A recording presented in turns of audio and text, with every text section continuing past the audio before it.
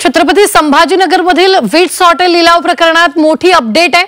सामाजिक न्याय मंत्री संजय शिरसाट यांचा मुलगा सिद्धार्थ शिरसाट याचा अर्ज लिलाव प्रक्रियेतून बाद झालाय। सिद्धार्थ शिरसाट यांनी मुदतीत रक्कम न भरल्याने लिलाव प्रक्रियेतून त्यांचा अर्ज बाद करण्यात आलेला आहे।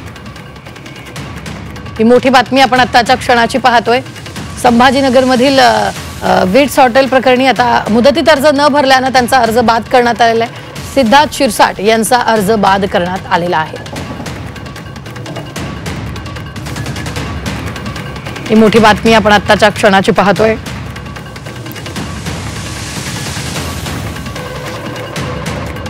एमडीआयडी कायद्याअंतर्गत जी जप्त केलेली मालमत्ता रेल्वे स्टेशन रोडची जिचा लिलाव प्रक्रिया आम्ही लास्ट मंथमध्ये आम्ही केली होती आणि मागच्या 20 तारखेला जे हायेस्ट बिडर आहे त्यांना 30 दिवसाची नोटीस दिली होती की 25% रक्कम त्यांनी जमा करावी, पण त्यांनी आजपर्यंत रक्कम जमा केली नाही। त्याच्यामुळे त्यांचा जो दावा आहे तो संपुष्टात आलेला आहे। त्याच्यामुळे ही लिलाव प्रक्रिया आता बंद समजण्यात येत आहे आणि आता पुन्हा नव्याने त्याचा विचार केला जाईल। मला असं वाटतं त्यांनी माघार घेऊ नाही तर न घेऊ, तांत्रिकदृष्ट्या तिथल्या अधिकाऱ्यांनी चुकीच्या पद्धतीनं ही निविदा काढलेली आहे। माननीय उच्च न्यायालयाच्या आदेशाचा अर्थ चुकीचा लावलेला आहे।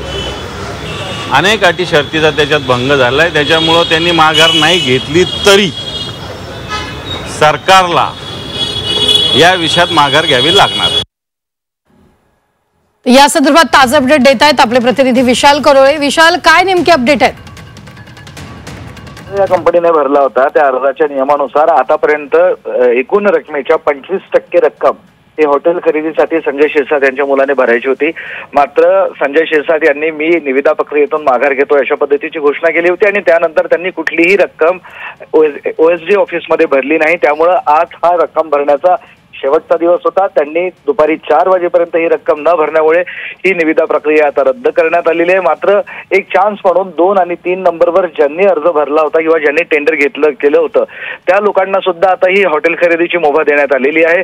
पुढील 15 दिवसात त्यांना अर्ज करावा लागणार आहे आणि त्यानंतर योग्य रकमेची जर निविदा प्राप्त झाली तर हे हॉटेल त्यांना देण्यात येईल। मात्र तुर्तास आपण असं म्हणू शकतो की संजय शिरसाट आता या प्रक्रियेतनं बाद झाले। त्यांच्या मुलाच्या कंपनीला ही निविदा लिलावात मिळाली होती, मात्र त्यांनी विहित मुदतीत रक्कम भरली नाही आणि त्यामुळे आता त्यांनी माघार घेतली असं स्पष्ट आपल्याला म्हणता येईल। निश्चित धन्यवाद विशाल ताजे अपडेट देण्यासाठी।